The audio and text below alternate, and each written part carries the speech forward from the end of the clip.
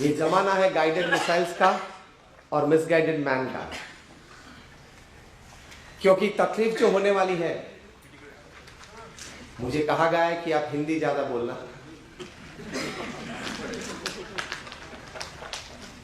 Whatever the problem is going to get created upon this earth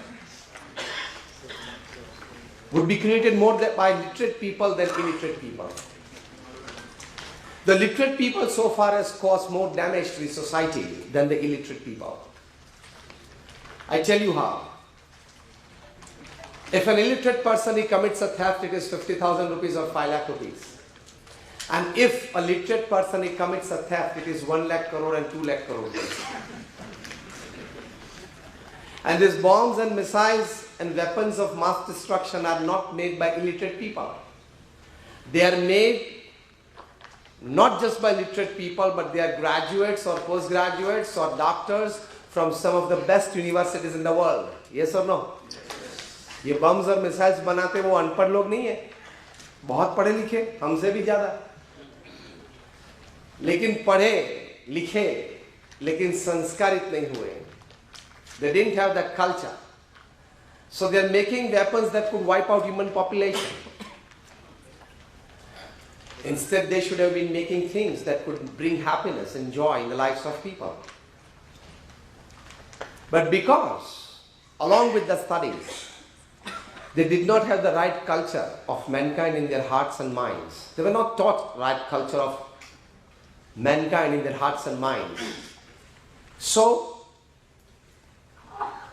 this is the happening, and so this is the state of affairs of the 21st century man and the 21st century society.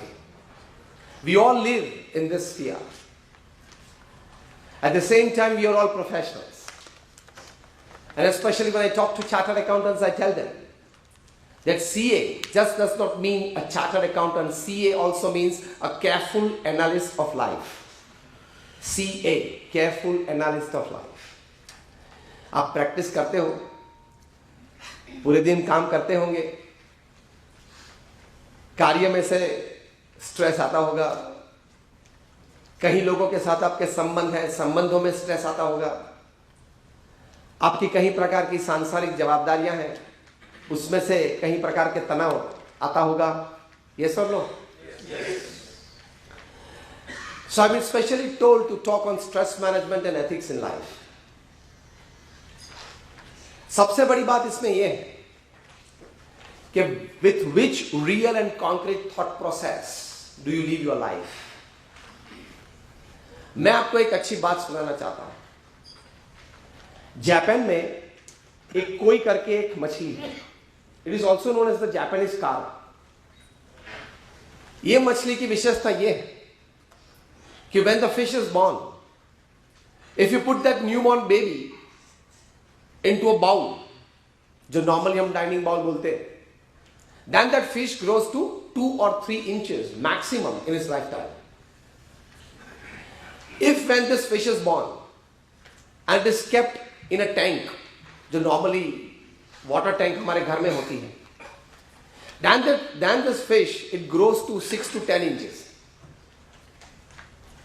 और इसी मछली को अगर जब वे पैदा होती है, तब आप अगर बड़े तालाब में उसको रखते हैं, if you put it in a big pond, it grows to 3 feet. वही मछली है, वातावरण जो मिला, व्यवस्थाएं जो मिली, और अपनी सोच से मेरी ये मर्यादा है, वो मर्यादा बांध ली, तो विकास कम होता है. This same thing applies with every human being, every professional. Your surrounding plays a vital role in your growth, in your promotion or demotion. The kind of the people that you associate with, they play a major role in your life for your growth, promotion or demotion. It is a very commonly accepted norm that you are the average of the type of the people you associate with. ये एक हकीकत है. आपके विचार से आप अपनी प्रगति कर सकते हैं, आपके विचार से आप अपनी प्रगति बंद कर सकते हैं. Because the fish thinks that this is the limit for me, and so it doesn't grow. इससे मैं बाहर नहीं जा पाऊंगी. It doesn't grow. मेरे लिए मर्यादा है. It doesn't grow. कहीं चीजों में, कहीं प्रक्रिया में, कहीं जीवन की वास्तविकता में हमारे सबकी स्थिति ये जापानीज मछली की तरह है. हम मर्यादा मान लेते हैं हमारे विचार से, तो हमारा विकास भी मर्यादित होता है.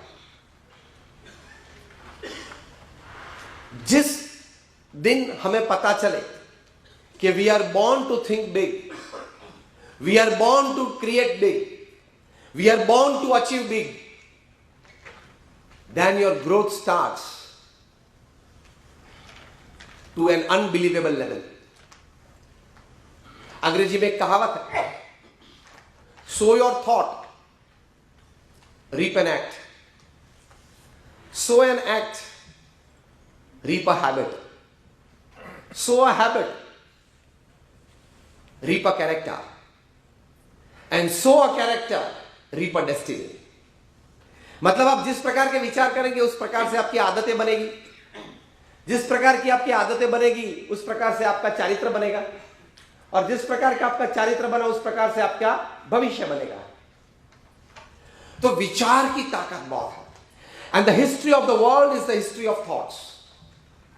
प्रथम किसी को कोई विचार आया, उस विचार को लेके वे आगे चले, एक सर्जन हुआ. सभी सर्जन विचार में से ही होते हैं. तो स्ट्रेस मैनेजमेंट और एथिक्स की बात जब हम करने जा रहे हैं तो पहली बात यह समझनी है कि हमारे विचार हमेशा उच्च रखने हैं, सीधे रखने हैं, और एथिकल मतलब पवित्र रखने हैं. तो you will grow to unbelievable levels.